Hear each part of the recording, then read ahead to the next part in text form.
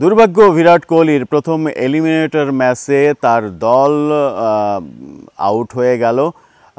Second qualifier খেলা হলো না, ফাইনালের স্বপ্ন ম্লান হয়ে গেল। বিরাট কোহলিকে কান্নাকাটি করতেও দেখা গেছে, অঝরে কেঁদেছেন তিনি। কাঁদারই কথা, কারণ এখন পর্যন্ত আইপিএলের যে 10টি আসর, সেই 10টি আসরের একটি শিরোপাও বিরাট কোহলির কপালে জোটেনি। বিরাট কোহলির মতো ব্যাটসম্যান যখন আইপিএলের শিরোপা বঞ্চিত হন, তিনি যে দলে যখনই খেলেছেন আইপিএলের শিরোপা পাননি। বেশিরভাগ সময়ই তিনি ব্যাঙ্গালোরেই খেলেছেন, ব্যাঙ্গালুরুর কপালেও সেটা জোটেনি।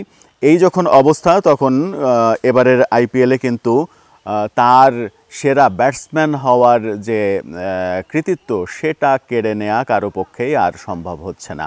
তিনি নিজেকে এতটাই উচ্চতায় তুলেছেন, তাকে ধরা ছোঁয়ার মধ্যে আনতে হলে যে কোনো ব্যাটসম্যানের অন্তত 4টা ম্যাচ লাগবে।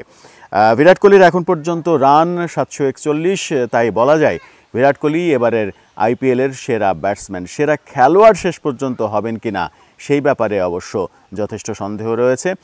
ফাইনালে যখন কলকাতা এবং সানরাইজার্স হায়দ্রাবাদ মুখোমুখি হচ্ছে, তখন সেরা খেলোয়াড় হওয়ার সম্ভাবনাটা দারুণভাবে সামনে এসে যাবে যদি সুনীল নারিন দুর্দান্ত একটা পারফরমেন্স করতে পারেন ব্যাটিংয়ে কিংবা বোলিংয়ে। সুনীল নারিন এখন পর্যন্ত দারুণ পারফরমেন্স করেছেন।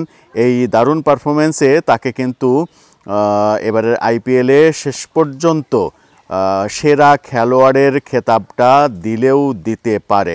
সুনীল নারিন যে অলরাউন্ড পারফরমেন্স করেছেন, সেই অলরাউন্ড পারফরমেন্সের কারণেই তার কপালে সেরা খেলোয়াড়ের মুকুটটা উঠতে পারে।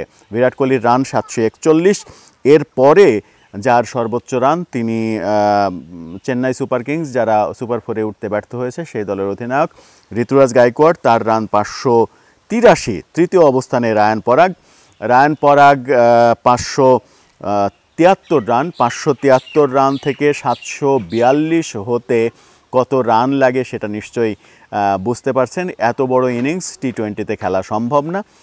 সেই কারণে রায়ান পরাগেরও গত ম্যাচে যে সুযোগটা ছিল, সেই সুযোগ তিনি কাজে লাগাতে পারেননি। ফাইনালে উঠলে হয়তো আর একটা সুযোগ হতো, সেখানেও 150-র বেশি রান করা টি20 ম্যাচে এটা অসম্ভব, অবাস্তব কল্পনা। সুতরাং বিরাট কোহলির কাছাকাছি যেহেতু কেউ নেই, বিরাট কোহলির কাছাকাছি কেউ না থাকার কারণেই শেষ পর্যন্ত বিরাট কোহলির কপালেই উঠে যাচ্ছে এবারের আইপিএলের সেরা ব্যাটসম্যানের খেতাব। সেরা খেলোয়াড়ের খেতাবটা হয়তো তিনি পাবেন না, কারণ তার দল ফাইনালে ওঠেনি। ফাইনালে উঠলে, ফাইনাল পর্যন্ত দারুণ পারফরমেন্স করলে হয়তো বিরাট কোহলিকেও এই ক্ষেত্রে ঠেকানো যেত না। সেই ক্ষেত্রে যে ইলেকট্রিক গাড়ি এবারের আইপিএলের সেরা খেলোয়াড়ের, সেটাও তিনি পেয়ে যেতেন।